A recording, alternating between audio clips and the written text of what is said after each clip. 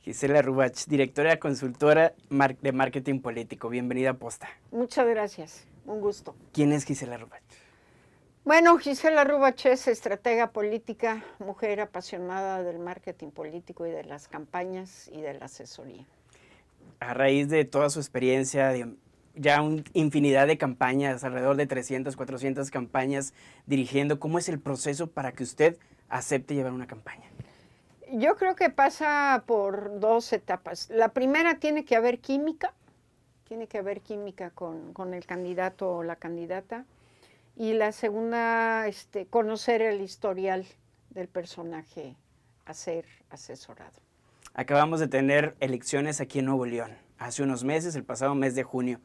¿Cuál es su visión de las campañas que se presentaron de los diferentes partidos políticos aquí en Nuevo León? Pues mira, indiscutiblemente la campaña que más llamó la atención, y diría por lo disruptiva, por hacerla de una manera diferente, pero es algo que ustedes vivieron en Nuevo León hace 6 años con el Bronco, fue la campaña de Samuel, mucho con el tema del apoyo de su esposa, una influencer en las redes sociales, y el hacer una campaña que prácticamente se reía de la política y de los políticos. En un ambiente donde la gente está harta de la política y los políticos, y algo diferente, no importa qué, si eran unos zapatos, ¿cómo era? Fosfo, fosfo. Fosfo, fosfo,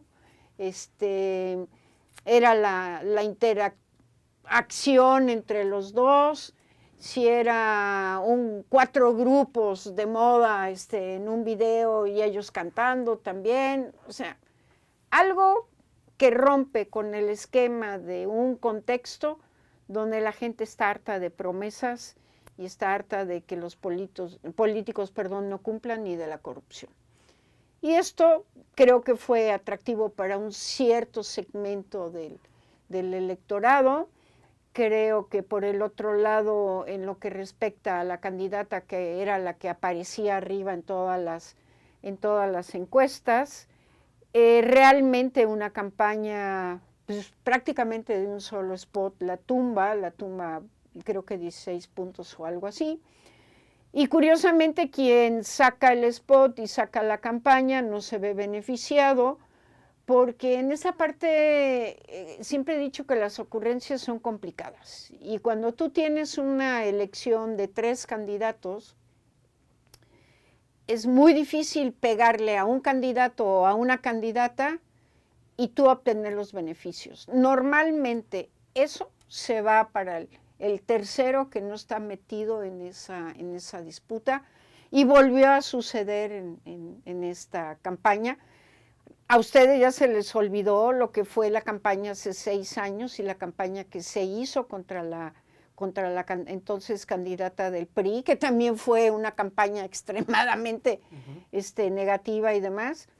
Pero al final del día creo que esta forma diferente, este cambio, y además con una mancuerna, yo diría, interesante, de 2 jóvenes, uno a la candidatura a gobernador, muy apoyado por la esposa, y otro joven a la candidatura de Monterrey. Creo que es una elección desde ese punto de vista interesante de analizar qué sucedió, pero yo creo lo más interesante es cómo van a gobernar.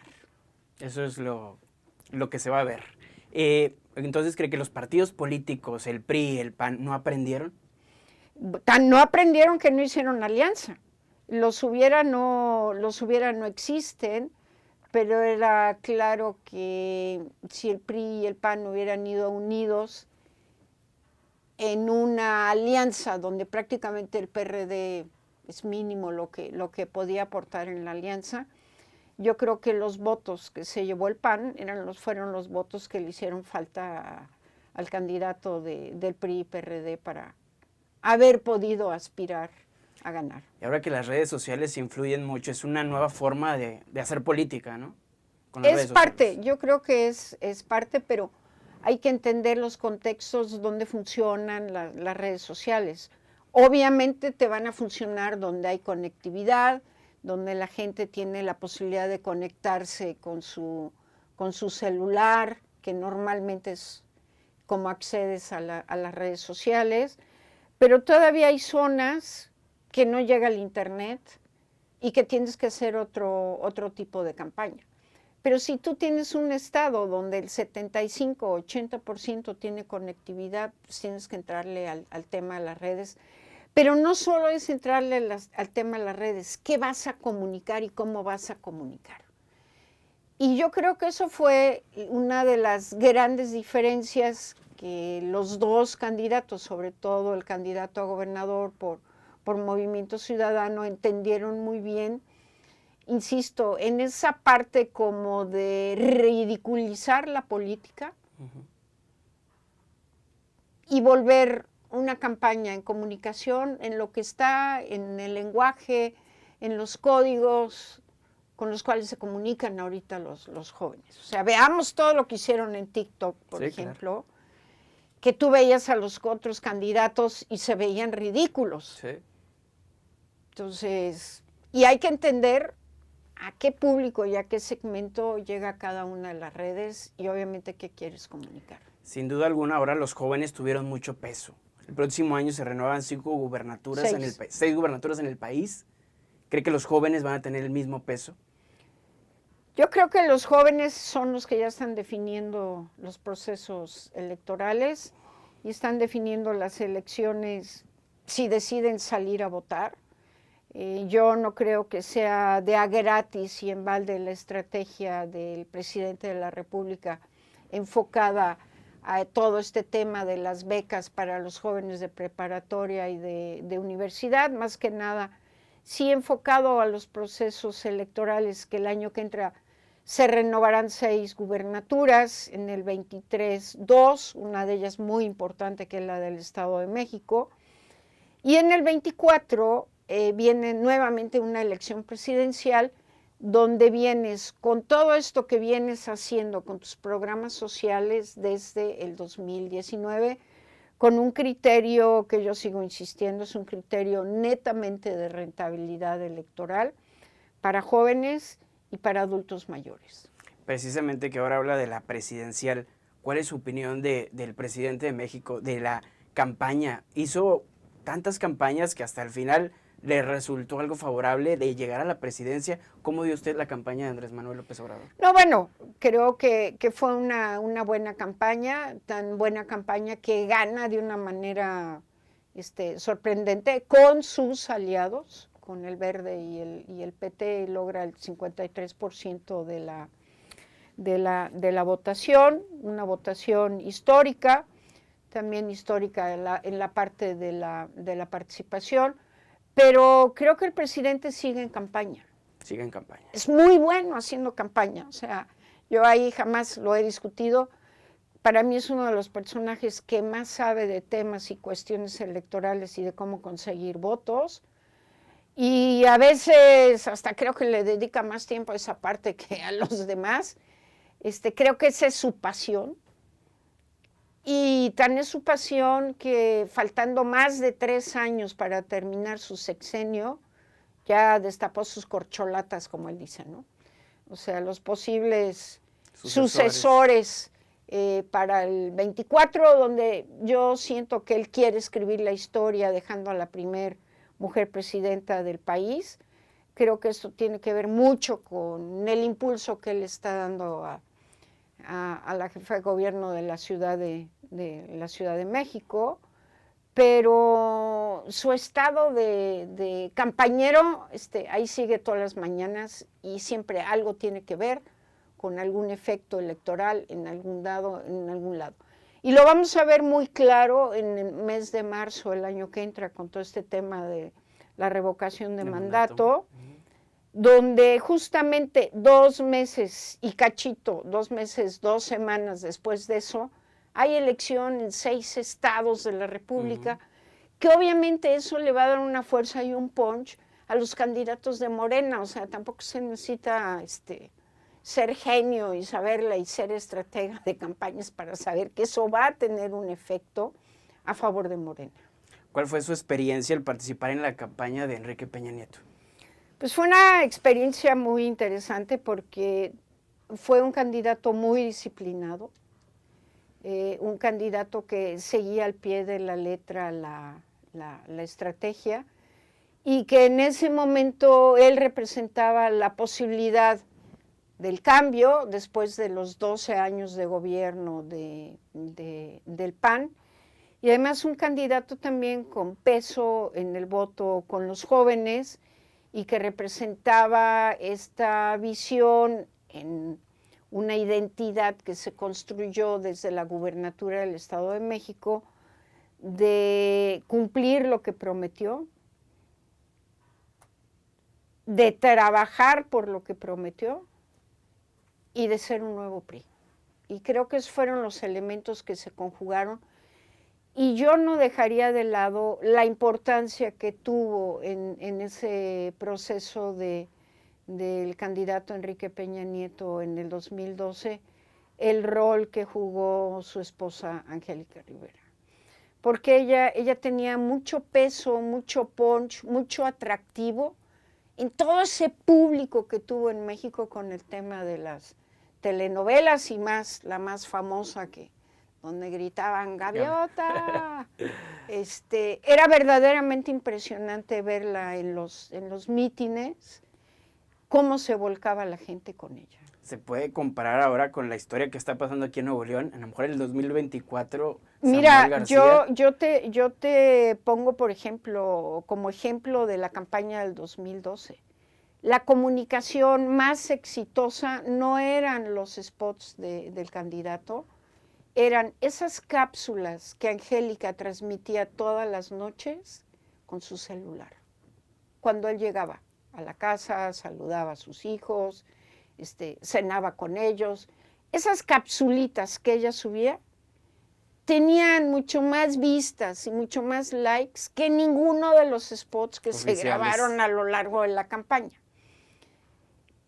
Si tú ves la diferencia entre el 2012 y el 21, que tienes a una influencer en las redes sociales, porque Angélica pues, tenía su peso y tenía su club de fans a través de la televisión. Claro.